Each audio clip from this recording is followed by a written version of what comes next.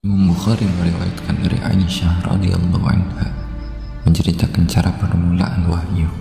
Ia berkata, wahyu yang diterima Rasulullah SAW dimulai dengan suatu mimpi yang benar.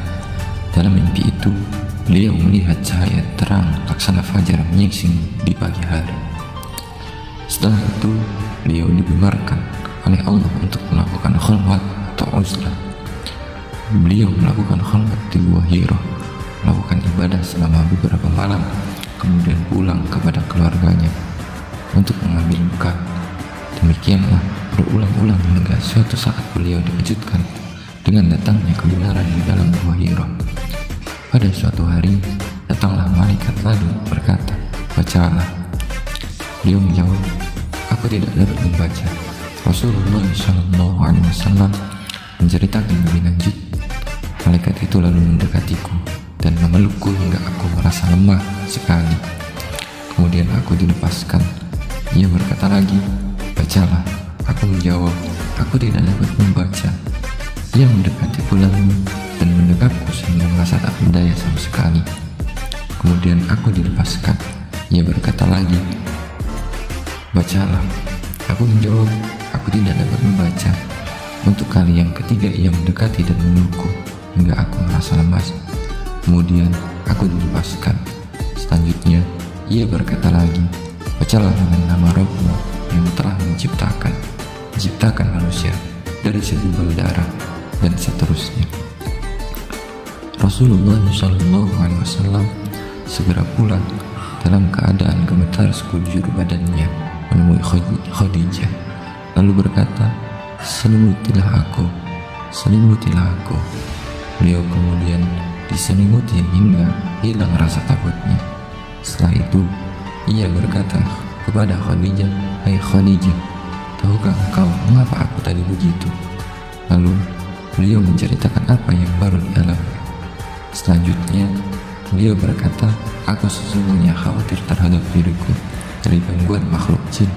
Siti Khadijah menjawab, "Tidak, bergembiralah. Demi Allah sama sekali tidak akan membuat Anda kecewa. Anda seorang yang suka menyambung tali keluarga, selalu menolong orang susah, menghormati tamu, dan membela orang yang berdiri di atas kebenaran." Beberapa saat kemudian Khadijah mengajak Rasulullah SAW menemui Warqah bin Nawfal, salah seorang paman Siti Khadijah.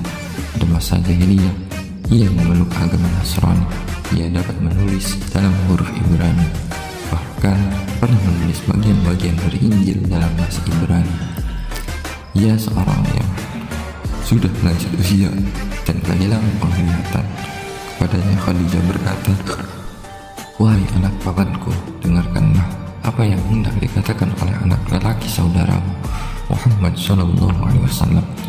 Warqah bertanya kepada Muhammad SAW, "Hei anak saudaraku, ada apakah gerangan?"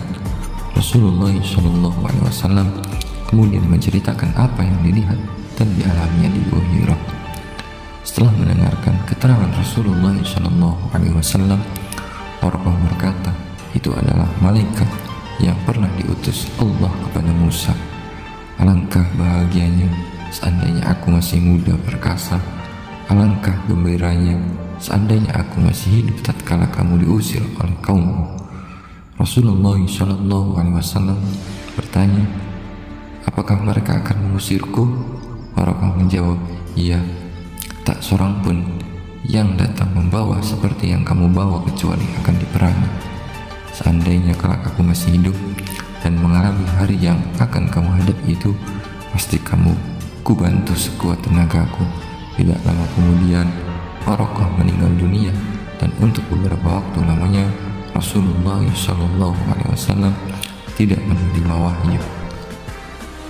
Terjadi perselisihan tentang berapa lama wahyu tersebut terhenti. Ada yang mengatakan 3 tahun dan ada pula yang mengatakan kurang dari itu. Pendapat yang lebih kuat ialah apa yang diriwayatkan oleh Imam Baihaqi, bahwa masa terhentinya wahyu tersebut selama 6 bulan.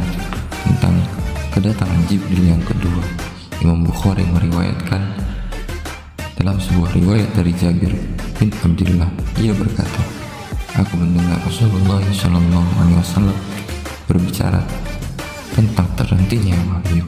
Beliau berkata kepadaku mengenai hal ini. Di saat aku sedang berjalan, tiba-tiba aku mendengar suara dari langit. Ketika kepala aku angkat, ternyata malaikat yang datang kepadaku di Gua Hira. Kulihat sedang duduk di kursi antara langit dan bumi. Aku segera pulang menemui istriku dan kukatakan kepadanya, selimutilah aku, selimutilah aku, selimutilah aku. Sehubungan dengan hal itu, Allah kemudian berfirman, hai orang-orang yang berselimut, bangunlah dan beri peringatan. Agungkanlah Rabbmu, sucikanlah pakaianmu, dan jauhilah perbuatan dosa. Surat Al-Mudaththir. Sejak itu wahyu mulai diturunkan secara kontinu. Sesungguhnya keadaan dan peristiwa yang dialami oleh Nabi Muhammad SAW ini membuat pemikiran yang mengatakan bahwa wahyu merupakan intuisi sebagai suatu pemikiran gila. Karena untuk menumbuhkan inspirasi dan intuisi tidak perlu menjalani keadaan seperti itu. Dengan demikian, hadis mengenai permulaan wahyu yang tersebut dalam hadis sahih di atas merupakan senjata yang menghancurkan segala serangan musuh-musuh Islam menyangkut masalah wahyu dan kenabian Nabi Muhammad SAW.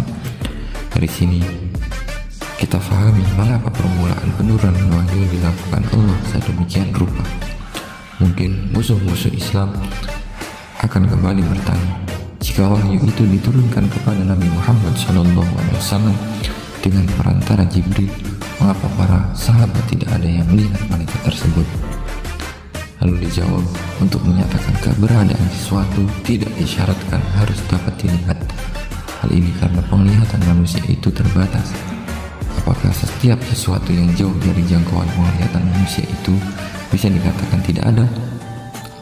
Adalah mudah bagi Allah untuk memberikan kekuatan penglihatan kepada siapa saja yang dikehendakinya, sehingga ia dapat melihat sesuatu yang tidak dapat dilihat oleh orang lain. Berkenan dengan masalah ini, Malik bin Nabi mengatakan,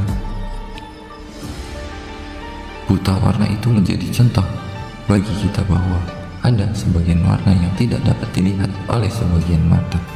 Juga ada sejumlah cahaya inframerah atau ultraviolet biru yang tidak dapat dilihat oleh mata kita.